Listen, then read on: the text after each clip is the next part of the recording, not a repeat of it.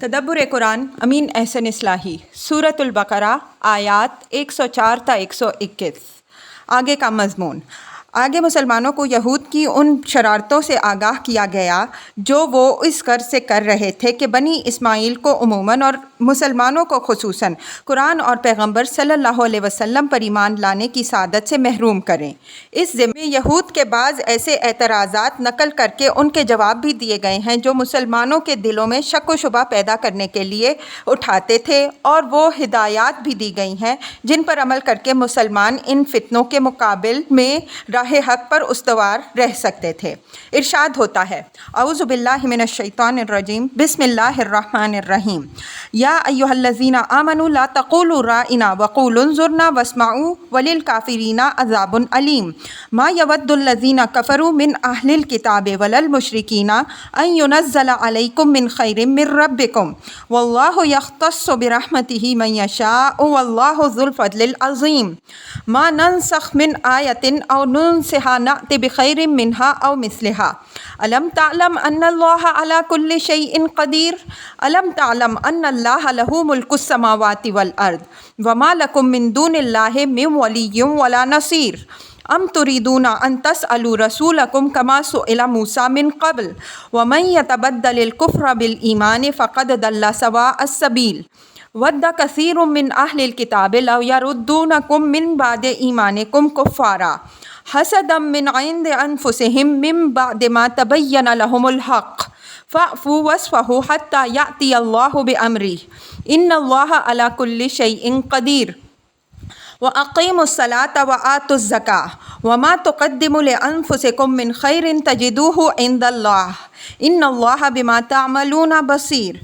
وَقَالُوا لَن يَدْخُلَ الْجَنَّةَ إِلَّا مَن كَانَ هُودًا أَوْ نَصَارَىٰ تِلْکَ أَمَانِیُّهُمْ قُلْ هَاتُوا بُرْہَانَکُمْ إِن کُنتُمْ صَادِقِینَ بَلَىٰ مَنْ أَسْلَمَ وَجْهَهُ لِلَّهِ وَهُوَ مُحْسِنٌ فَلَهُ أَجْرُهُ عِندَ رَبِّهِ وَلَا خَوْفٌ عَلَيْهِمْ وَلَا هُمْ يَحْزَنُونَ۔ وقالت اليهود ليست النصارى على شيء وقالت النصارى ليست اليهود على شيء وهم يتلون الكتاب كذلك قال الذين لا يعلمون مثل قولهم فالله يحكم بينهم يوم القيامة فيما كانوا فيه يختلفون۔ ومن أظلم ممن منع مساجد الله أن يذكر فيها اسمه وسعى في خرابها أولئك ما كان لهم أن يدخلوها إلا خائفين لهم في الدنيا خزي ولهم في الآخرة عذاب عظيم ولله المشرق والمغرب فأينما تولوا فثم وجه الله إن الله واسع عليم۔ وقالوا اتخذ الله ولدا سبحانه بل له ما في السماوات والأرض كل له قانتون بديع السماوات والأرض وإذا قضى أمرا فإنما يقول له كن فيكون۔ وقال الذين لا يعلمون لولا يكلمنا الله أو تأتينا آية كذلك قال الذين من قبلهم مثل قولهم تشابهت قلوبهم قد بينا الآيات لقوم يوقنون۔ انا ارسلناک بالحق بشیرا ونذیرا ولا تسأل عن اصحاب الجحیم ولن ترضى عنک اليہود ولا النصارى حتى تتبع ملتهم قل ان هدى الله هو الهدى ولئن اتبعت اهواءهم بعد الذي جاءك من العلم ما لك من الله من ولي ولا نصير۔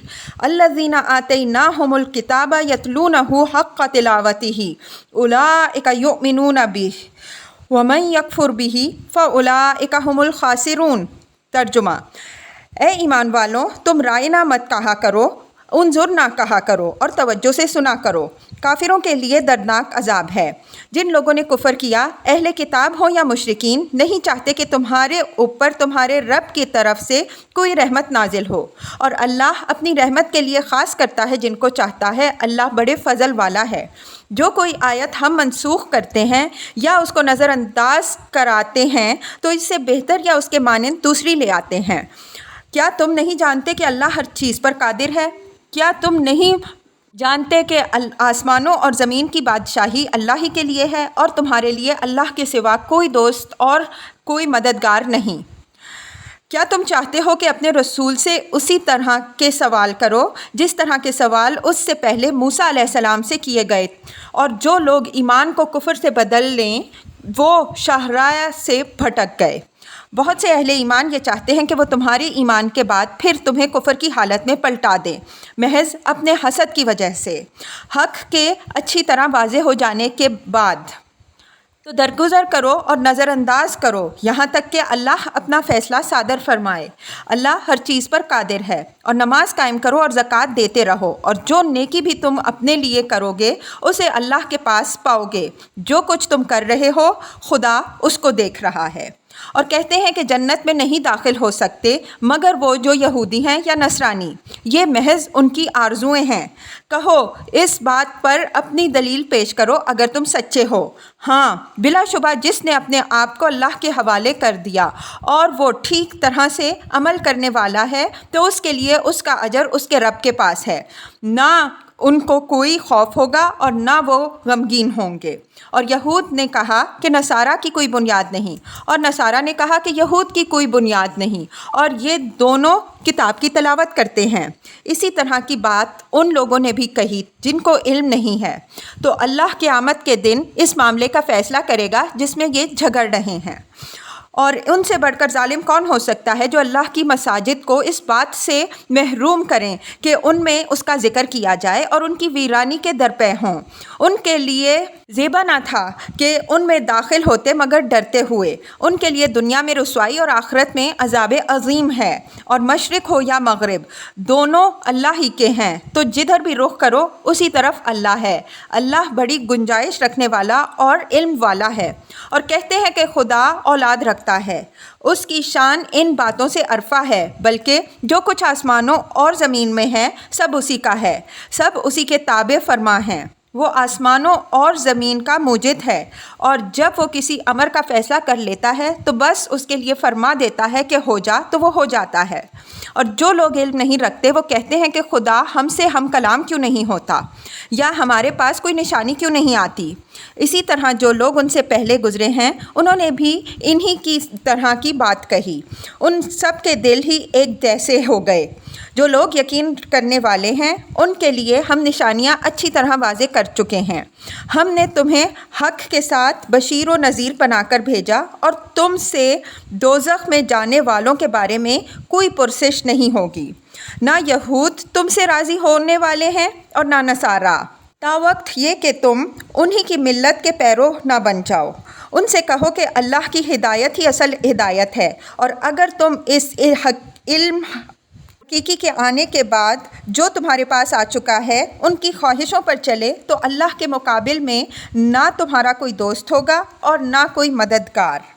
جن لوگوں کو ہم نے کتاب بخشی اور وہ اس کے پڑھنے کا حق ادا کرتے ہیں وہی لوگ اس قرآن پر ایمان لائیں گے، اور جو اس کا انکار کریں گے تو وہی لوگ گھاٹا اٹھانے والے ہیں۔ الفاظ کی تحقیق اور آیات کی وضاحت۔ یا ایھا الذین آمنوا لا تقولوا رائنا وقولوا انظرنا واسمعوا وللکافرین عذاب علیم۔ رائنا مراعات سے امر کا صیغہ ہے۔ اگر مخاطب نے متکلم کی بات اچھی طرح سنی یا سمجھی نہ ہو تو متکلم کو پھر متوجہ کرنے کے لیے عربی میں رائنا کا لفظ ہے، یعنی ذرا ہمارا لحاظ فرمائیے۔ پھر ارشاد ہو۔ جس طرح انگریزی میں آئی بیگ یور پارڈن ہے، عربی میں اسی موقع و محل کے لیے انظرنا کا لفظ بھی ہے جو نظرہ سے امر کا صیغہ ہے۔ اس کے معنی دیکھنے، مہلت دینے، انتظار کرنے اور توقف کرنے کے ہیں۔ اوپر گزر چکا ہے کہ یہ یہود کی ان شرارتوں اور اعتراضات سے متنبع کیا جا رہا ہے جو وہ حضرت صلی اللہ علیہ وسلم اور قرآن کے خلاف اس لیے کرتے تھے کہ اپنے دلوں کی بھڑاس نکالیں اور ہو سکے تو اس طرح مسلمانوں کو اسلام کی نعمت عظمیٰ سے محروم کریں۔ سیاق و سباق پر نگاہ کرنے سے معلوم ہوتا ہے کہ بعض یہودی محض منافقانہ اغراض کے لیے حضرت صلی اللہ علیہ وسلم کی مجالس میں شریک ہوتے اور اپنے شوق کے استفادہ و ذوق کے تعلم کے اظہار کے طور پر رائنا کا لفظ بار بار دہراتے تاکہ حاضرین مجلس پر یہ اثر ڈالیں کہ یہ علم کے بڑے طالب اور قدردان ہیں۔ حالانکہ یہ لوگ اس لفظ کو صرف اس لیے استعمال کرتے تھے کہ ذرا سا زبان کو توڑ مڑوڑ کر استعمال کرنے سے اس سے حضور صلی اللہ علیہ وسلم کی توہین کا پہلو پیدا کیا جا سکتا تھا۔ رائنا کو ذرا نیچے کی طرف دبا کر ادا کیجئے تو بڑی آسانی سے یہ رائنا بن جائے گا، جس کے معنی ہمارے چرواہے کے ہیں۔ یہود کی اس شرارت کا ذکر قرآن مجید میں دوسری جگہ بھی ہے۔ من الذین ہادوا یحرفون الکلم عن مواضعہ ویقولون سمعنا وعصینا واسمع غیر مسمع وراعنا لیا بألسنتہم وطعنا فی الدین۔ یہود میں وہ لوگ بھی ہیں جو کلام کو اس کے موقع و محل سے ہٹاتے ہیں اور اپنی زبانوں کو لچکا کر کہتے ہیں نا وعصینا واسمع غیر مسمع اور راعنا دین پر طنز کے لیے۔ اس آیت سے واضح ہے کہ یہ شرارت رائنا کے تلفظ میں زبان لچکا کر پیدا کی جاتی تھی۔ اس طرح اسینا کو اس طرح ادا کرتے کہ سننے والے کو اطانا کا دھوکہ ہوتا، اور اسما کو کہتے ذرا زبان دبا کر اس کے ساتھ چپکے سے غیر مسمعن بھی لگا دیتے، یعنی ذرا ان کی ناشنیدنی سنو۔ مقصود ان شرارتوں سے، جیسا کہ قرآن میں واضح ہے، اسلام اور حضرت صلی اللہ علیہ وسلم پر طنز کرنا اور پھپتی چست کرنا ہوتا۔ چونکہ یہود طنز جیسا کہ اوپر گزرا اپنے دل کی بھڑاس نکالنے کے لیے اور حضرت صلی اللہ علیہ وسلم کی توہین کرنے کے لیے کرتے، اور آپ صلی اللہ علیہ وسلم کو مسلمانوں کی نگاہوں سے گرانے کے لیے کرتے تھے، اس وجہ سے اللہ تعالیٰ نے اس لفظ ہی کو مسلمانوں کی مجلسی الفاظ سے یک قلم خارج کر دیا اور اس کی جگہ زبان کا دوسرا معروف لفظ استعمال کرنے کا حکم دیا جو طنز کے شائبہ سے پاک تھا۔ الفاظ کے متعلق یہ نفسیاتی حقیقت ملحوظ رہنی چاہیے کہ اگر ان کے اندر کوئی روح فساد موجود ہو یا سوء استعمال سے پیدا کر دی گئی ہو تو پھر سلامتی ان سے دور رہنے ہی میں ہے، ورنہ ان کا زہر غیر شعوری طور پر ان کے بولنے والوں اور سننے والوں کے اندر بھی سرایت کر کے رہتا ہے۔ مسلمانوں کو اس اچھوت سے بچانے کے لیے اللہ تعالیٰ نے رائے استعمال کی ممانعت فرما دی۔ پھر اس کا ایک اور فائدہ بھی ہوا، وہ یہ کہ رائنا کی ممانعت اور انظرنا کی اجازت نے مخلصین اور منافقین کے درمیان ایک نشان امتیاز بھی پیدا کر دیا، اور صریح ممانعت کے بعد ظاہر ہے کہ مجلس نبوی صلی اللہ علیہ وسلم میں اس لفظ کے استعمال کی جسارت وہی لوگ کر سکتے تھے جن کے دلوں کے اندر حسد اور کینہ اتنا بخار بھرا ہوا ہو کہ وہ کسی طرح بھی اس کو دبا سکنے پر قادر نہ ہوں۔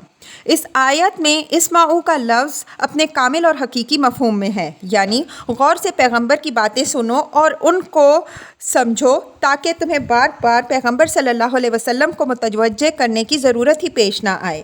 اس میں ایک لطیف اشارہ اس بات کی طرف بھی ہے کہ یہ یہود نہ تو سننے کے لیے آتے تھے اور نہ سمجھنے کے لیے، بلکہ صرف اس لیے آتے ہیں کہ کوئی موقع رائنا کے استعمال کا پیدا کر کے اپنے دل کا بخار نکالیں۔ ما یود الذین کفروا من اہل الکتاب ولا المشرکین ان ینزل علیکم من خیر من ربکم واللہ یختص برحمتہ من یشاء واللہ ذو الفضل العظیم۔ یہ آیت معاندین اسلام کے باطن پر عکس ڈالتی ہے اور خطاب مسلمانوں سے ہے کہ مسئلہ صرف ایک لفظ کے استعمال اور عدم استعمال کا نہیں ہے، بلکہ یہ یہودی اور مشرکین دونوں اس غصہ اور حسد میں جل رہے ہیں کہ تم خدا کی طرف سے اس خیر عظیم کے سزاوار کس طرح قرار پائے۔ ان کے نزدیک تو سارے خیر و شرف کے وارث و مورث یہ تھے، نہ کہ تم اور بے سر و سامان مسلمان۔ لیکن جب وہ دیکھ رہے ہیں کہ ان کے علی الرغم تمہاری طرف سب سے بڑے خیر کی وراثت منتقل ہو رہی ہے اور تم اس کے حامل ہوا چاہتے ہو، تو انہوں نے اس قسم کی چھچوری حرکتیں شروع کر دی ہیں کہ اگر ہو سکے تو اس طرح تمہاری نظروں میں اسلام اور پیغمبر آخر الزماں صلی اللہ علیہ وسلم کی وقت کچھ گھٹائیں، تاکہ جس طرح وہ خود اس نعمت سے محروم ہیں تم بھی اس سے محروم ہی رہو۔ تم ان کی ان چالوں سے ہوشیار رہو اور ان کے چکموں میں آ کر ان کی تمنا بر آنے کے سامان نہ کرو۔ پھر فرمایا کہ اللہ نے اپنے فضل و رحمت کا اجارہ دار نہ یہود کو بنایا ہے نہ قریش کے سرداروں کو، بلکہ وہ اپنے فضل و رحمت کا خود مالک و مختار ہے۔ وہی اپنی ثواب دید اور اپنی حکمت کے تقاضوں کے مطابق جس کو چاہتا ہے اس سے نوازتا ہے۔ ما ننسخ من آیت او ننسها نأت بخیر منها او مثلها الم تعلم ان اللہ علی کل شیء قدیر۔ نسخہ کے اصل معنی ہٹانے اور مٹانے کے ہیں۔ قرآن مجید میں ہے فَيَنْسَخُ اللَّهُ مَا يُلْقِي الشَّيْطَانُ ثُمَّ يَحْكُمُ اللَّهُ آيَاتِهِ۔ سورہ حج 52 ترجمہ: پس اللہ مٹا دیتا ہے جس چیز کو جو شیطان داخل کر دیتا ہے، پھر اللہ اپنی آیتوں کو محکم کرتا ہے۔ یہاں یہ ایک قانون کو ہٹا کر اس کی جگہ دوسرا قانون لانے کے لیے استعمال ہوا ہے۔ سا کے معنی فراموش کر دینے کے ہیں۔ یہود مسلمانوں کے دلوں میں یہ وسوسہ ڈالتے تھے کہ جب قرآن حضرت موسیٰ علیہ السلام کو خدا کا پیغمبر اور تورات کو خدا کی کتاب تسلیم کرتا ہے تو پھر تورات کے احکام کے رد و بدل کے کیا معنی؟ کیا خدا اپنے ہی بنائے ہوئے قوانین کو خود اپنے ہی ہاتھوں بدلتا ہے؟ کیا اب تجربے کے بعد خدا پر اپنی غلطیاں واضح ہو رہی ہیں اور وہ ان کی اصلاح کر رہا ہے؟ اس قسم کے اعتراضات اٹھا کر یہود مسلمانوں کو قرآن اور حضرت صلی اللہ علیہ وسلم سے بدگمان کرنے کی کوشش کر رہے تھے۔ قرآن نے یہ ان کا جواب دیا ہے کہ تورات کا جو قانون منسوخ کیا جاتا ہے اس سے بہتر قانون اس کی جگہ دیا جاتا ہے۔ اسی طرح تورات کے جو احکام یہود نے فراموش کر دیے تھے ان کی تجدید کی جاتی ہے، اور اگر تجدید نہیں کی جاتی بلکہ ان کو نظر انداز کرایا جاتا ہے تو ان سے ملتے جلتے احکام دیے جاتے ہیں۔ یعنی اس تبدیلی سے اللہ تعالیٰ اپنے بندوں کو ایک تو خوب سے خوب تر کی طرف بڑھا رہا ہے، دوسرے دین کی جو دولت ضائع کر دی گئی اس کی جگہ دین کے خزانے کو نئی دولت سے معمور کر رہا ہے۔ ان دونوں باتوں میں سے کوئی بات بھی ایسی نہیں ہے جو قابل اعتراض قرار دی جا سکے۔ علم تعلم ان اللہ علی کل شیء قدیر، یہ خطاب عام ہے، ان لوگوں سے بھی ہے جو یہ وسوسہ اندازی کر رہے تھے اور ان لوگوں سے بھی ہے جو اس وسوسہ اندازی سے متاثر ہو رہے تھے۔ ان سے کہا جا رہا ہے کہ اللہ تعالیٰ یہود کو شریعت دے کر اپنی قدرت اور اپنے اختیار سے مستعفی نہیں ہو کر بیٹھا تھا۔ اب نہ تو وہ دنیا میں کسی کو شریعت دے گا، نہ اس میں کسی قسم کی ترمیم و تبدیلی کرے گا، اور نہ اب وہ اس کی تجدید کرے گا، اگرچہ یہ اس کو بالکل ہی برباد کر کے رکھ دیں، بلکہ وہ بدستور اپنے تمام اختیارات کا مالک ہے اور اپنی حکمت کے مطابق ان کو ہمیشہ استعمال کرتا رہا ہے اور کرے گا۔ علم تعلم ان اللہ لہ ملک السماوات والارض وما لکم من دون اللہ من ولی ولا نصیر۔ یہاں بھی مخاطب وہی ہیں جو اوپر والی آیت میں مخاطب ہیں، البتہ جواب میں ان ذہنیت کو ملحوظ رکھ کر جو مذکور بالا سوال کے پس پردہ چھپی ہوئی تھی تھوڑی سی تفصیل آ گئی ہے۔ یہود نسخ کے سوال کو اٹھا کر سادہ لوگوں کے اندر جو وسوسہ اندازی کر رہے تھے اس کی اصلی وجہ یہ تھی کہ وہ اس بات کو تاڑ گئے تھے کہ تورات کے احکام کا منسوخ ہونا اور اس کی جگہ دوسرے احکام کا آنا محض تورات کے بعض احکام ہی کا منسوخ ہونا نہیں ہے، بلکہ اس کے اندر یہود کی منصب امامت سے معزولی اور ان کی جگہ ایک دوسری امت کے نسب و تقرر کا پیام بھی مضمر ہے۔ دراصل اس چیز کا غم و غصہ تھا جو انہیں کھائے جا رہا تھا، اور اس کے اظہار کے لیے وہ نسخ کا سوال کو ایک پردے کے طور پر استعمال کر رہے تھے۔ قرآن نے اس پردے کو اٹھا کر ان کو یہ جواب دیا کہ آسمان و زمین کی بادشاہی اللہ ہی کی ہے اور اسی کے اختیار میں ہے، وہ جس کو چاہتا ہے اس سے چھینتا ہے اور جس کو چاہتا ہے اسے بخشتا ہے۔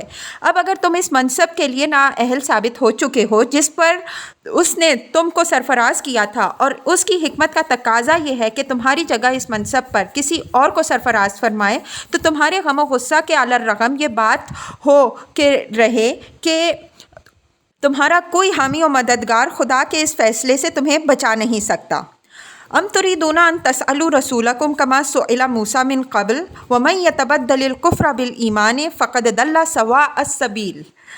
لفظ سوال کے اندر کئی مفہوم ہیں، مثلا مانگنا، درخواست کرنا، مطالبہ کرنا، پوچھنا، پرسش کرنا، سوال کرنا۔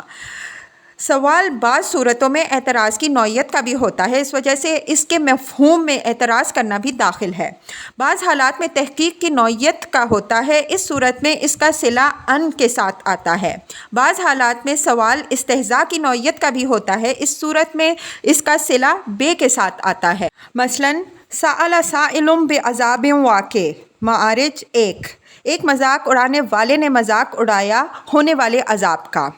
قرآن مجید میں یہ لفظ مذکورہ تمام معنوں میں استعمال ہوا ہے۔ یہاں موقع کلام دلیل ہے کہ یہ لفظ معترضانہ سوال کے مفہوم میں استعمال ہوا ہے۔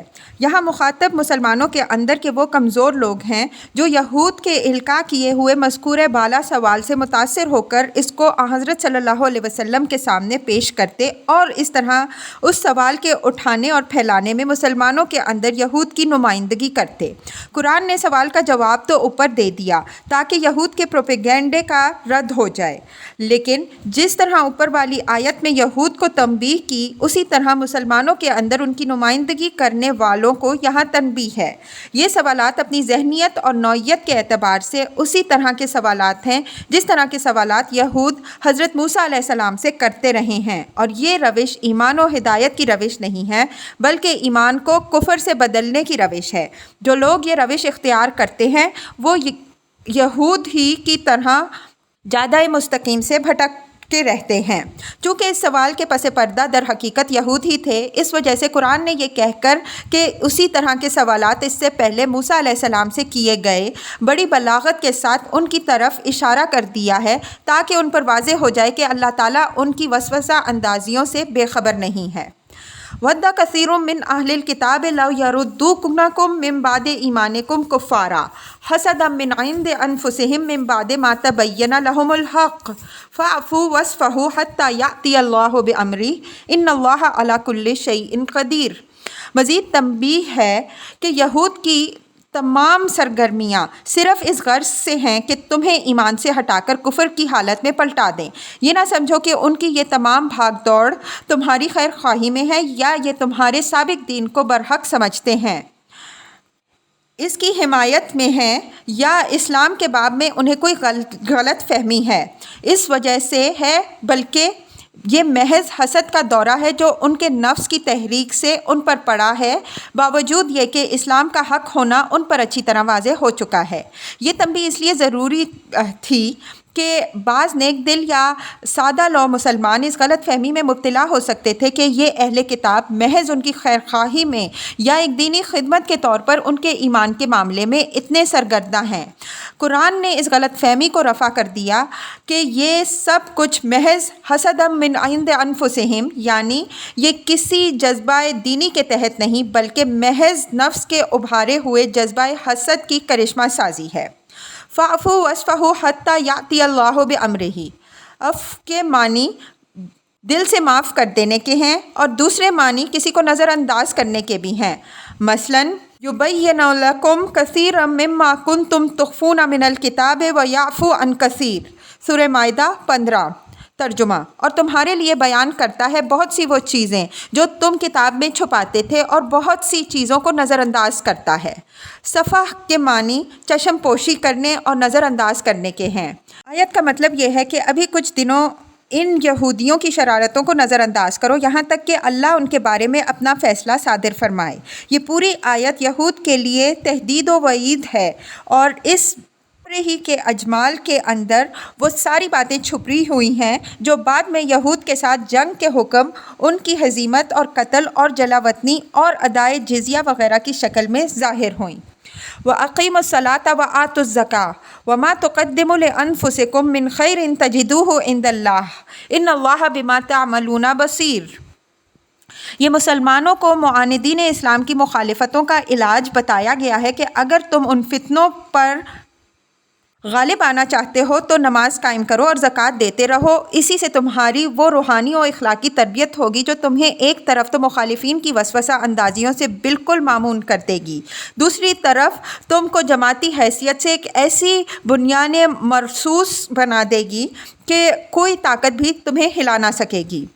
قرآن مجید میں نماز اور زکوٰۃ کو تمام دین کی بنیاد، تمام تربیت و اصلاح کی اساس اور تمام قوت و طاقت کا سر چشمہ قرار دیا گیا ہے، دوسری ساری چیزوں کو ان کے تابع قرار دیا گیا ہے۔ مکی صورتوں میں جہاں حضرت صلی اللہ علیہ وسلم کو دشمنوں کے مقابل میں صبر و استقامت کی تلقین کی گئی ہے، وہاں نماز کی تاکید بھی کی گئی ہے۔ اسی بقرہ میں تحویل قبلہ کے حکم کے بعد جب مخالفت کا طوفان اٹھا ہے تو فرمایا گیا ہے کہ یا ایھا الذین آمنوا استعینوا بالصبر والصلاۃ ان اللہ مع الصابرین، البقرہ 153۔ ترجمہ، اے ایمان والو، صبر اور نماز کے ذریعے سے مدد چاہو، بے شک اللہ ثابت قدموں کے ساتھ ہے۔ اسی طرح جو لوگ مضبوط تربیت کے بغیر جنگ و جہاد کے لیے جلدی مچاتے تھے ان کو نماز و زکوٰۃ کے ذریعے سے اپنی تربیت کرنے کی ہدایت کی گئی ہے۔ کفوا ایدیکم واقیموا الصلاۃ وآتوا الزکاۃ، ابھی اپنے ہاتھ روکو اور نماز قائم کرو اور زکوٰۃ دو۔ سورہ حج میں مسلمانوں کو جہاد کا حکم دینے کے بعد ہدایت فرمائی کہ فاقیموا الصلاۃ وآتوا الزکاۃ واعتصموا باللہ۔ 78 ترجمہ، پس نماز قائم کرو اور زکوٰۃ دو اور اللہ کو مضبوط پکڑو۔ یہاں بھی نماز اور زکوٰۃ کا حکم اسی پہلو سے ہے۔ اس پر مزید بحث آگے آئے گی۔ وَقَالُوا لَن يَدْخُلَ الْجَنَّةَ إِلَّا مَنْ كَانَ هُودًا أَوْ نَصَارَىٰ تِلْكَ أَمَانِيُّهُمْ قُلْ هَاتُوا بُرْهَانَكُمْ إِن كُنتُمْ صَادِقِينَ۔ ہود ہائدہ کی جمع ہے۔ اس کی تحقیق آیت 62 میں گزر چکی ہے۔ جس طرح نسخ کا اعتراض مسلمانوں کے دلوں میں شک اور تردید پیدا کرنے کے لیے اٹھایا گیا، اسی طرح یہ پروپیگنڈا بھی یہود اور نصارہ دونوں کی طرف سے کیا گیا کہ نجات حاصل کرنے کا اگر کوئی راستہ ہے تو یہ ہے کہ آدمی یہودیت اختیار کرے یا نصرانیت۔ یہ دونوں خدائی دین ہیں، ان کے ہوتے ہوئے کسی نئے دین کی نہ ضرورت ہے نہ گنجائش۔ یہود اور نصارہ یوں تو آپس میں ایک دوسرے کے جانی دشمن تھے، آئے دن ان کے اندر مذہبی اختلاف کی بنا پر خون چر ہوتا رہتا تھا، لیکن معلوم ہوتا ہے کہ اسلام کی مخالفت کے لیے دونوں آپس میں بڑے روادار بن گئے تھے۔ دونوں نے مل کر ایک متحدہ محاذ قائم کر لیا تھا اور ہم زبان ہو کر یہ پروپیگنڈا کرتے تھے کہ جس کو نجات مطلوب ہو وہ یہودی بنے یا نصرانی۔ یہ نیا دین بھلا کیا ہے؟ یہ تو محض ایک فتنہ ہے۔ یہود نے اسلام کی مخالفت میں رواداری کی یہ روش مشرکین تک کے معاملے میں اختیار کر لی تھی۔ نصارہ تو بہرحال ان کے اپنے بھی بھائی بندے تھے۔ چنانچہ قرآن مجید میں ان کی اس حق دشمنی کا ذکر اس طرح ہوا ہے کہ الم تر الی الذین اوتوا نصیبا من الکتاب یؤمنون بالجبت والطاغوت ویقولون للذین کفروا ہؤلاء اہدی من الذین آمنوا سبیلا۔ کیا تم نے ان لوگوں کو نہیں دیکھا جن کو کتاب الہی کا ایک حصہ ملا، وہ جبت اور طاغوت پر عقیدہ رکھتے ہیں اور کافروں کے متعلق یہ کہتے ہیں کہ یہ ایمان والوں سے زیادہ ہدایت پر ہیں۔ اس پروپیگنڈے کو اس چیز سے تقویت پہنچی ہوگی کہ اہل عرب اہل کتاب سے پہلے سے حسن ظن رکھتے تھے۔ علاوہ ازیں وہ اپنی تائید میں یہ بھی کہتے تھے یہودیت اور نصرانیت کے آسمانی دین ہونے سے تو قرآن کو بھی انکار نہیں ہے۔ ان وجوہ سے قرآن نے اس کی بھی تفصیل کے ساتھ تردید کی، فرمایا کہ تلک امانیہم، یہ ان کی باطل آرزوئیں ہیں، یعنی یہ محض ان کی من گھڑت باتیں ہیں جو بغیر کسی سند اور دلیل کے انہوں نے محض اپنے جی سے گھڑ رکھی ہیں۔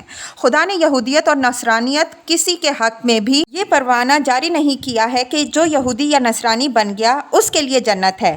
اگر وہ یہ دعویٰ کرتے ہیں تو اپنے اس دعوے کی سچائی پر اپنی کتاب سے کوئی دلیل پیش کریں۔ اس طرح کی ان کی بہت سی تمنائیں اور خواہشیں تھیں جو انہوں نے دین اور عقیدہ بنا کر بلا کی سند کے اپنے دلوں میں پال رکھی تھیں۔ قرآن نے اگرچہ یہاں ذکر ایک ہی کا کیا ہے لیکن جمع کا لفظ استعمال کر کے اشارہ ان سب کی طرف کر دیا ہے۔ ہم اسی سورہ کی آیات 78 تا 81 کی تفسیر کرتے ہوئے ان امانی کی تفصیل پیش کر چکے ہیں۔ بلا من اسلم وجهہ للہ وہو محسن فلہ اجرہ عند ربہ ولا خوف علیہم ولا ہم یحزنون، یعنی نجات یافتہ اور مستحق جنت ہونے کے لیے یہودی یا نصرانی ہونا شرط نہیں ہے، بلکہ یہ ہے کہ آدمی ایک تو مسلم بنے، دوسرے یہ کہ محسن بنے۔ اسلام کے معنی یہ ہیں کہ آدمی اپنے آپ کو پورے طور پر خدا کے حوالے کر دے، ان کے نبیوں رسولوں میں کوئی تفریق کیے بغیر اپنی پوری زندگی کو اس کی شریعت کے تابع کر دے۔ احسان کا مفہوم یہ ہے کہ شریعت کے احکام کی تعمیل پورے خلوص، پوری دیانتداری اور کامل راست بازی کے ساتھ کرے۔ جو لوگ اس طرح خدا کی بندگی اور اس کی اطاعت کا حق ادا کریں ان کے لیے ان کے رب کے پاس اجر ہے۔ ایسے لوگوں کے لیے نہ کوئی خوف ہوگا نہ کوئی غم۔ یہی تمام انبیاء علیہم السلام اور تمام آسمانی صحیفوں کی تعلیم ہے اور یہی عقل اور فطرت کا تقاضا ہے۔ یہ پورا مضمون اسی سورہ کی آیات 78 تا 81 میں تفصیل کے ساتھ گزر چکا ہے۔ وہاں ہم نے اس کے مختلف پہلوؤں پر وضاحت کے ساتھ بحث کی۔ वकालत यहूद लैसत नसारा अला शई वकालत नसारा लैसत यहूद अला शई वहुम यतलूनल किताब कज़ालिका क़ाल लज़ीना ला यअलमूना मिस्ला क़ौलिहिम फ़ल्लाहु यहकुमु बैनहुम यौमल क़ियामति फ़ीमा कानू फ़ीही यख्तलिफ़ून। यानी इस्लाम की मुखालिफत के लिए यहूद और नसारा दोनों एक प्लेटफॉर्म पर जमा हो गए और एक दूसरे को बड़ी फयाजी के साथ निजात याफ्ता और जन्नती करार दे रहे हैं, लेकिन इस प्लेटफॉर्म से अलग उनकी बाहमी तकफ़ीर और तफ़सीक और जंग और जदल का ये हाल है कि यहूद नसारा की कोई जड़ बुनियाद तस्लीम नहीं करते और नसारा यहूद के लिए कोई बुनियाद तस्लीम नहीं करते, हालांकि दोनों एक ही किताब की पैरवी के मुद्दई हैं। तौरात दोनों में मुश्तरक है। इससे वाज़ेह हुआ कि आज जो उनके अंदर ये गठजोड़ है ये ना तो दीन के तहफ़्फ़ुज़ के लिए है, ना किसी इखलास और नेक नियति पर मबनी है, बल्कि महज इस्लाम दुश्मनी का जज्बा है जिसने उनको मुत्तहिद कर दिया है। अल्लज़ीना ला यालमून, जो लोग इल्म नहीं रखते, से मुराद मुशरिकीन बनी इस्माइल हैं, इसलिए कि ये किताब व शरीयत से ना आशना उम्मी थे। उनके मुतालिक फरमाया कि उन्होंने भी इन्हीं लोगों की इसी बात कही, यानी ये भी अपने सिवा सबको बातिल समझते थे। लेकिन इस्लाम की मुखालिफत के लिए आज ये भी इस मुश्तरका महाज में शामिल हैं। वो एक किताब के इल्म और अमल के मुद्दई होते हुए दीन की ये खिदमत अंजाम दे रहे हैं और ये बग़ैर किसी इल्म ही के में शामिल हुए हैं। कज़ालिक और मिस्ला कौलिहिम के अल्फाज बज़ाहिर दोनों एक ही मफ़हूम के हामिल नज़र आते हैं, लेकिन गौर करने से दोनों से ये हकीकतें ज़ाहिर होती हैं कि एक से मुहर्रिक और जज्बे का इश्तराक ज़ाहिर होता है और दूसरे से ताबीर का, यानी ये भी नीयत और अमल दोनों में उन्हीं यहूद और नसारा के नक्शे कदम पर चल रहे हैं। आखिर बतौर वईद के फरमाया कि उनकी इस नज़ा का फ़ैसला अब आखिरत में खुदा की अदालत में होगा। उसमें पैगंबर सल्लल्लाहु अलैहि वसल्लम के लिए ये तसल्ली भी है कि तुम इस नज़ा में सिर्फ़ तबलीग हक़ के ज़िम्मेदार हो, उससे ज़्यादा तुम्हारे ऊपर कोई ज़िम्मेदारी नहीं। वमन अज़लमु मिम्मन मनअ मसाजिदल्लाहि अन यज़कुरु फ़ीहा इस्महु व सआ फ़ी ख़राबिहा उलाइका मा कान लहुम अन यदख़ुलूहा इल्ला ख़ाइफ़ीन लहुम फ़िद दुनिया ख़िज़्युन व लहुम फ़िल आख़िरति अज़ाबुन अज़ीम। ये इशारा है उन मुद्दियाने जन्नत के उन कारनामों की तरफ जो उन्होंने बाहमी इनाद व अदावत की बिना पर एक दूसरे के आबद को तबाह व बर्बाद करने के सिलसिले में अंजाम दिए।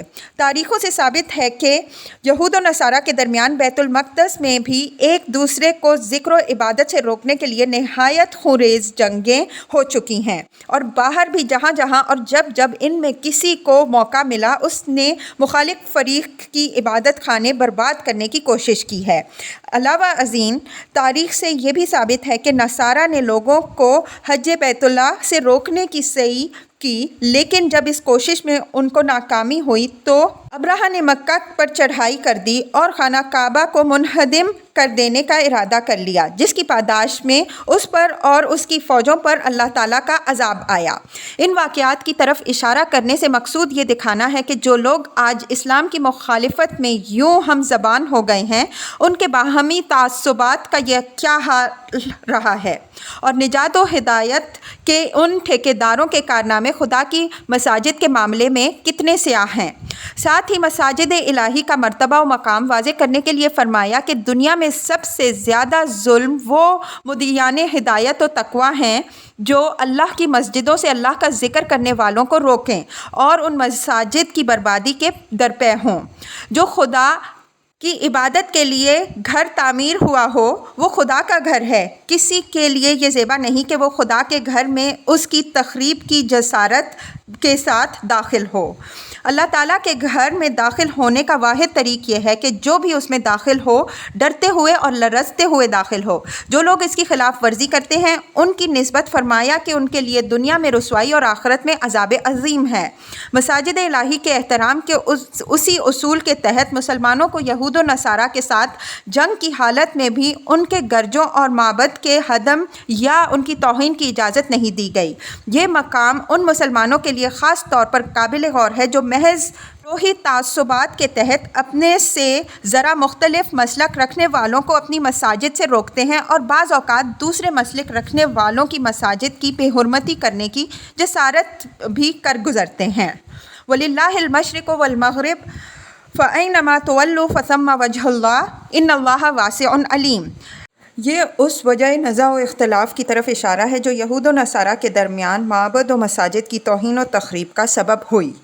یہود و نصارہ دونوں کا قبلہ بیت المقدس تھا، لیکن نصارہ نے خاص طور پر اس کی شرقی سمت کو اپنے قبلے کے لیے انتخاب کیا۔ ممکن ہے اس کی وجہ یہ ہوئی ہو کہ وہ حصہ جس میں حضرت مریم علیہ السلام نے اعتکاف فرمایا تھا اسی سمت میں تھا۔ بیت المقدس کے اس عہد کے نقشے سے بھی معلوم ہوتا ہے کہ اس کا وہ حصہ جو خواتین کی عبادت کے لیے مخصوص تھا اسی جانب تھا، اور قرآن سے بھی کچھ ایسا ہی اشارہ نکلتا ہے۔ سورہ مریم میں فرمایا ہے وَاذْكُرْ فِي الْكِتَابِ مَرْيَمَ إِذِ انتَبَذَتْ مِنْ أَهْلِهَا مَكَانًا شَرْقِيًّا 16۔ ترجمہ: اور کتاب میں مریم کی سرگزشت کو یاد کرو جب وہ اپنے گھر والوں سے الگ ہو کر مشرقی جانب میں معتکف ہو بیٹھی۔ اس ضد میں یہود نے اس کی مغربی سمت کو اختیار کیا ہوگا، اور پھر اندرون بیت المقدس کی یہ تقسیم اس سے باہر نکل کر مستقلاً مشرق و مغرب کی تقسیم بن گئی ہوگی، یعنی نصارہ نے سمت مشرق کو اپنا قبلہ بنا لیا اور یہود نے مغرب کو۔ پھر اس مشرق و مغرب کے اختلاف نے دونوں کو خوب لڑایا، بیت المقدس کے اندر بھی اور اس کے باہر بھی، اور اس کے نتیجے میں دونوں فریق نے ایک دوسرے کے معابد کی پوری بے دردی کے ساتھ بے حرمتی کی۔ قرآن مجید نے یہاں اس سبب اختلاف و نزاع کی طرف اشارہ کرتے ہوئے اس کی لغویت کی طرف بھی اشارہ کر دیا ہے کہ مشرق ہو یا مغرب، دونوں سمتیں اللہ ہی کی ہیں۔ ان میں سے جس سمت کو بھی انسان رخ کرے، اگر وہ اللہ کی طرف متوجہ ہو تو اس کا رخ خدا ہی کی طرف ہے۔ مطلب یہ ہے کہ اگر اس چیز کو یہود و نصارہ نے سر پھٹول اور ہدم معبد و مساجد کا سبب بنایا تو یہ ان کی جہالت اور حماقت ہے۔ سمتوں اور جہتوں میں سے کسی سمت و جہت کو بھی خدا کے ساتھ اختصاص نہیں ہے۔ وہ بیت المقدس کو قبلہ قرار دے کر جدھر بھی رخ کرتے خدا ہی کی طرف رخ کرتے۔ خدا کی قدرت اور اس کے علم کی وسعت ہر چیز کو محیط ہے۔ یہ بحث مزید تفصیل کے ساتھ آگے تحویل قبلہ کی آیات کے تحت آ رہی ہے۔ وَقَالُوا اتَّخَذَ اللَّهُ وَلَدًا سُبْحَانَهُ بَل لَّهُ مَا فِي السَّمَاوَاتِ وَالْأَرْضِ كُلٌّ لَّهُ قَانِتُونَ۔ ولدہ کے معنی اولاد کے ہیں۔ یہ لفظ واحد جمع مذکر مؤنث سب کے لیے آتا ہے۔ پر اسلام کے خلاف محاذ قائم کرنے والوں کے ان کارناموں کا حوالہ دیا تھا جو انہوں نے خدا کی مساجد کی تخریب کے سلسلے میں انجام دیے۔ اب یہ ایک اشارہ ان کے مشرکانہ عقائد کی طرف بھی فرما دیا تاکہ ہدایت اور نجات کی اجارہ داری کے ان مدعیوں کا یہ پہلو بھی سامنے آ جائے کہ عقیدہ کے اعتبار سے یہ کس سطح پر ہیں۔ اس سلسلے میں فرمایا کہ یہ لوگ عقیدہ رکھتے ہیں کہ خدا کے بیٹے بیٹیاں ہیں۔ یہود عزیر علیہ السلام کو اللہ کا بیٹا کہتے تھے، نصارہ مسیح علیہ السلام کو۔ مشرکین عرب فرشتوں کو خدا کی بیٹیاں قرار دیتے تھے۔ ان سب کی تردید کرتے ہوئے فرمایا کہ سبحانہ، خدا اس طرح کی تمام نسبتوں سے پاک اور عرفہ ہے۔ کوئی چیز کسی پہلو سے بھی اس کی ذات یا صفات یا اس کے حقوق میں شریک و سہیم نہیں ہے، بلکہ آسمان و زمین کی ساری چیزیں اس کی مخلوق و مملوک ہیں۔ کسی کا یہ درجہ نہیں ہے کہ وہ اس کی بندگی اور اطاعت کے کلاوہ سے آزاد ہو، بلکہ سب اسی کے تابع فرمان ہیں۔ بدیع السماوات والارض واذا قضى امرا فانما يقول له كن فيكون۔ بدعا کے معنی کسی شے کو عدم سے وجود میں لانے اور بغیر کسی مادہ و مثال کے ایجاد کرنے کے ہیں۔ اسی سے بدعت کا لفظ ہے جس کے معنی ہے دین میں کوئی ایسی چیز ایجاد کرنا جس کے لیے کوئی مثال نظیر اور کوئی ماخذ و مصدر نہ ہو۔ بدیع اسی سے فعیل کا وزن ہے اور معنی میں فاعل کے ہیں۔ اوپر والی آیت کے مضمون تنزیہ باری کی یہ مزید وضاحت ہے کہ یہ بیٹے بیٹیاں جو خدا کے لیے فرض کیے گئے ہیں اس واہمہ کی بنیاد پر فرض کیے گئے ہیں کہ جس طرح دوسرے اپنے معاملات کے انتظام و انصرام میں معاونین اور شرکاء کے محتاج ہوتے ہیں، اسی طرح خدا بھی شرکاء اور معاونین کا محتاج ہے۔ حالانکہ خدا اس قسم کے شرکاء اور معاونین سے بالکل بے نیاز و مستغنی ہے۔ وہ آسمان و زمین کو تنہا اپنی قدرت و حکمت سے وجود میں لایا اور جب کسی امر کا فیصلہ کرتا ہے تو بس فرما دیتا ہے کہ ہو جا، اور وہ ہو جاتی ہے۔ ایسی بے نیاز و مستغنی اور ایسی بے ہمہ و باہمہ قادر مطلق ذات کے ساتھ آل و اولاد کا کیا جوڑ۔ وقال الذين لا يعلمون لولا يكلمنا الله أو تأتينا آية كذلك قال الذين من قبلهم مثل قولهم تشابهت قلوبهم قد بينا الآيات لقوم يوقنون إنا أرسلناك بالحق بشيرا ونذيرا ولا تسأل عن أصحاب الجحيم۔ الذین لا یعلمون سے یہاں جیسا کہ آیت 112 کے تحت وضاحت ہو چکی ہے مشرکین بنی اسماعیل مراد ہیں۔ اوپر اہل کتاب کے اعتراضات اور ان کی وسوسہ اندازیوں کا ذکر فرمایا تھا۔ اب اسی متحدہ محاذ مخالفت کے تیسرے رکن یعنی مشرکین کی بعض مطالبات کا ذکر کر کے ان کا جواب دیا گیا ہے۔ ان کا پہلا مطالبہ یہ تھا کہ محمد صلی اللہ علیہ وسلم یہ دعویٰ کرتے ہیں کہ خدا ان سے ہم کلام ہوتا ہے۔ اگر ایسا ہے تو خدا نے انہی کو ہمارے اندر سے ہم کلامی کے لیے کیوں منتخب کیا؟ آخر ہم جو قریش کے سردار اور لیڈر ہیں اور اثر و اقتدار میں محمد صلی اللہ علیہ وسلم سے کہیں اونچے ہیں، خدا ہم سے ہم کلام کیوں نہیں ہوتا؟ اس مطالبے کا جواب قرآن نے بعض جگہ دیا ہے۔ مثلاً ایک جگہ فرمایا ہے کہ کسی انسان کی یہ شان نہیں کہ اللہ اس سے براہ راست کلام کرے، وہ صرف وحی کے ذریعے سے یا پردے کی آڑ سے بات کرتا ہے۔ پھر وحی اور رسالت سے متعلق یہ وضاحت فرما دی ہے کہ ہر کس و ناقص اس منصب کا اہل نہیں ہوا کرتا، یہ صرف اللہ تعالیٰ ہی جانتا ہے کہ کون اس منصب عظیم کے اہل ہیں۔ لیکن یہاں خاص اس مطالبے کا جواب نہیں دیا ہے۔ ہمارے نزدیک اس کا جواب نہ دینے میں اس بات کی طرف اشارہ ہے کہ یہ مطالبہ اس قدر گستاخانہ اور احمقانہ ہے کہ اس کا جواب نہ دینا اس کا جواب ہے۔ غور کیجئے کہ قرآن کی اس موقع پر اسی خاموشی نے سرداران قریش کے پندار سیادت پر کیسی کاری ضرب لگائی ہوگی۔ دوسرا مطالبہ یہ تھا کہ ہمارے پاس کوئی نشانی کیوں نہیں آتی؟ نشانی سے مراد کوئی ایسی نشانی تھی جو ایک محسوس معجزہ کی نوعیت کی ہو، جس کو دیکھ کر ہر شخص پکار اٹھے کہ بے شک اس نشانی کا دکھانے والا خدا کا فرستادہ ہے اور اس کا رسول ہے۔ مثلاً یہ کہ اس رسول کے ساتھ ساتھ کوئی فرشتہ اس کی رسالت کی منادی کرتا پھرے، یا اس کے حکم سے مردے جی اٹھیں، یا اس کے اشارے سے پہاڑ چلنے لگیں، یا اس کی خواہش پر صحرا چمن بن جائے، یا اور نہیں تو کم از کم اس کے ایما پر اس عذاب ہی کا کوئی نمونہ نمودار ہو جائے جس کی یہ ہر روز دھمکی سنا رہے ہیں۔ اس مطالبے کے جواب میں پہلی بات تو یہ فرمائی کہ جس طرح کی نشانی کے لیے یہ مطالبہ کر رہے ہیں، بالکل اسی طرح کی نشانی کے لیے ان قوموں نے بھی اپنے اپنے رسولوں سے مطالبے کیے جو ان سے پہلے گزر چکی ہیں۔ انہوں نے بھی حق واضح ہو چکنے کے بعد محض رسول کو زچ کرنے کے لیے اس طرح کی نشانی کے مطالبے کیے، اور یہ بھی حق کو سمجھ چکنے کے باوجود محض زچ کرنے کی خواہش کے تحت یہ مطالبہ کر رہے ہیں۔ پھر فرمایا کہ ان کے دل بھی بالکل انہی لوگوں کے مانند ہو گئے ہیں، یعنی قساوت، طغیانی اور حق دشمنی کی جو سیاہی ان کے دلوں پر بھی چھا رہی ہے، پھر لازماً اس کے نتیجے میں ان پر بھی خدا کی طرف سے اسی طرح کا کوئی عذاب آئے گا جس طرح کے عذاب پہلوں پر آئے تھے۔ دوسری بات یہ فرمائی کہ جہاں تک تمہاری رسالت اور تمہاری دعوت کے حق ہونے کا تعلق ہے، اس کے دلائل آفاق سے، انفس سے، آسمان سے، زمین سے، تاریخ سے، آثار سے، ہر پہلو سے ہم نے کھول کھول کر قرآن میں بیان کر دیے ہیں۔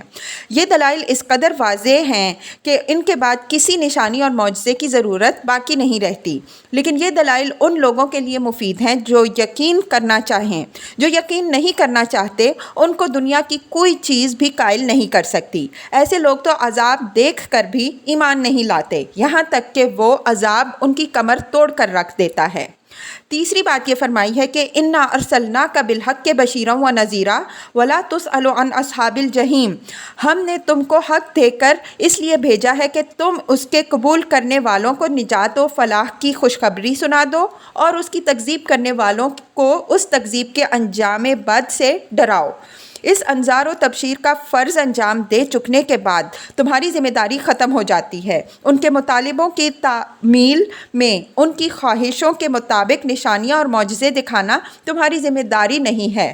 تم پر جو پرسش ہوگی تمہارے فرض رسالت کی ادائیگی کے بارے میں ہوگی، اس بارے میں ہرگز نہیں ہوگی کہ یہ جہنم میں جانے والے لوگ جہنم میں کیوں گئے ایمان کیوں نہیں لائے؟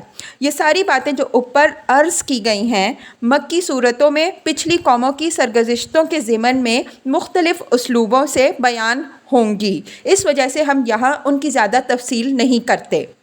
وَلَن تَرْضَىٰ عَنكَ الْيَهُودُ وَلَا النَّصَارَىٰ حَتَّىٰ تَتَّبِعَ مِلَّتَهُمْ قُلْ إِنَّ هُدَى اللَّهِ هُوَ الْهُدَىٰ وَلَئِنِ اتَّبَعْتَ أَهْوَاءَهُمْ بَعْدَ الَّذِي جَاءَكَ مِنَ الْعِلْمِ مَا لَكَ مِنَ اللَّهِ مِن وَلِيٍّ وَلَا نَصِيرٍ۔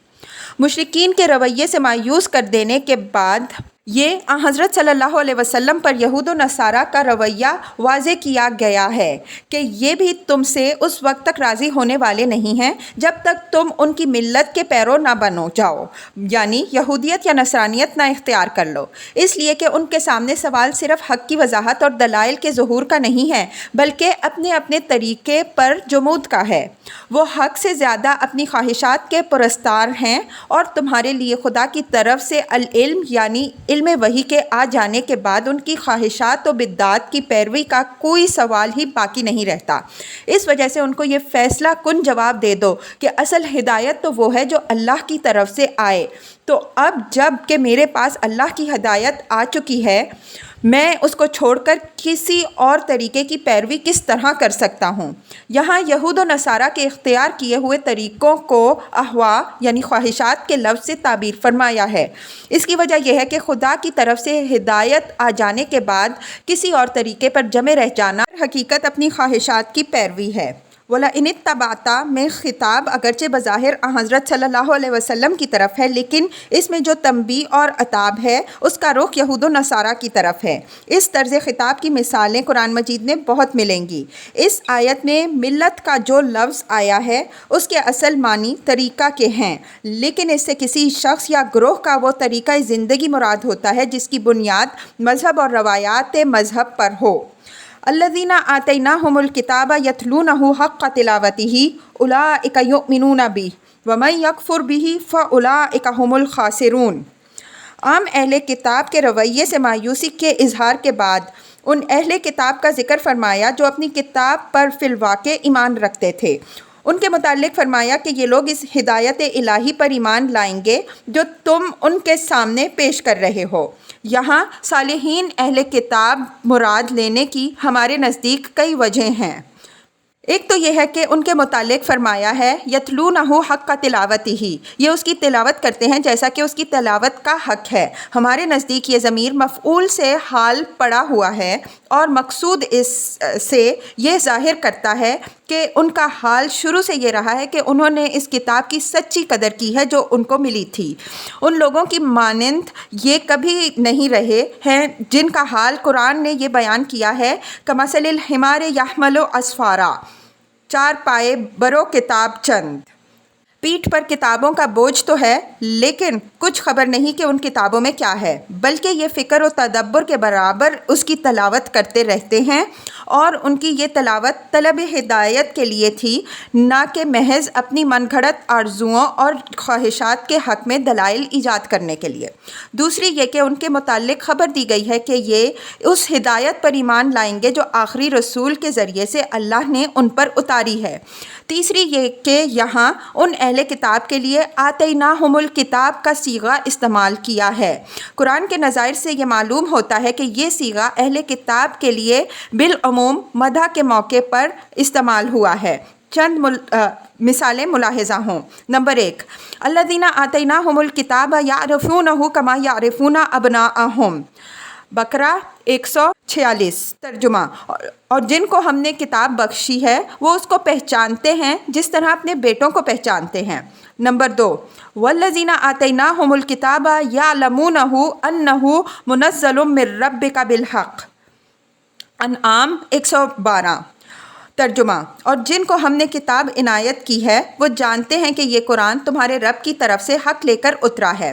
نمبر 3، والذین آتیناہم الکتاب یفرحون بما انزل الیک، رعد 36۔ ترجمہ، اور جن کو ہم نے کتاب عطا کی ہے وہ خوش ہوتے ہیں اس چیز سے جو تمہاری طرف اتاری گئی ہے۔ نمبر 4، الذین آتیناہم الکتاب من قبلہ ہم بہ یؤمنون، قصص 52۔ ترجمہ، اور جن کو ہم نے کتاب دے رکھی ہے اس کے پہلے سے وہ اس پر ایمان لائیں گے۔ الذین اوتوا الکتابہ کے بالمقابل الذین آتیناہم الکتاب کے الفاظ کے اندر اہتمام اور عنایت کا پہلو نمایاں ہے۔ وہ ان لوگوں سے مخفی نہیں ہو سکتا جو معروف اور مجہول کے مواقع استعمال اور عربی زبان میں ان دونوں اسلوبوں کی ادبی نزاکتوں سے واقف ہیں۔ مذکورہ اسلوب میں معروف کا صیغہ اس حقیقت کو ظاہر کر رہا ہے کہ اللہ تعالیٰ نے کتاب حقیقت میں انہی کو دی جنہوں نے اس کی قدر کی، جنہوں نے اس کی قدر نہیں کی ان کو گویا خدا نے کتاب دی ہی نہیں۔ اسی فرق کے سبب سے اوت الکتاب کا صیغہ مدح کے مواقع میں بہت کم استعمال ہوا ہے۔ اولئک یؤمنون بہ خبر ہے الذین آتیناہم الکتاب یتلونہ حق تلاوتہ کی، یعنی جو اہل کتاب اپنی کتاب کا صحیح حق طریقے سے ادا کرتے ہیں وہی اس خدا اللہ پر ایمان لائیں گے جو پیغمبر صلی اللہ علیہ وسلم ان کے سامنے پیش کر رہے ہیں۔ اس کی وجہ یہ ہے کہ سنت اللہ یہ ہے کہ اللہ تعالیٰ اپنی روحانی نعمتوں میں برکت انہی کو عطا فرماتا ہے جو اس کی قدر کرتے ہیں۔ جو قدر نہیں کرتے ان کو مزید عطا ہونا تو الگ رہا، جو عطا ہوئی ہوتی ہے وہ بھی ان سے سلب کر لی جاتی ہے۔ آخری شریعت کے بارے میں یہی وعدہ اللہ تعالیٰ نے حضرت ابراہیم علیہ السلام سے فرمایا تھا کہ اس میں تمہاری ذریت کے صرف اچھے لوگ ہی حصہ پائیں گے، جو برے ہوں گے وہ اس سے محروم رہیں گے۔ پھر یہی بات اللہ تعالیٰ نے حضرت موسیٰ علیہ السلام پر واضح فرمائی تھی کہ جو تقویٰ پر قائم رہیں گے وہی آخری نبی پر ایمان لائیں گے۔ اسی حقیقت کو مختلف اسلوبوں سے حضرت مسیح علیہ السلام نے واضح فرمایا۔ تفصیل ان چیزوں کی اپنے مقام پر آئے گی۔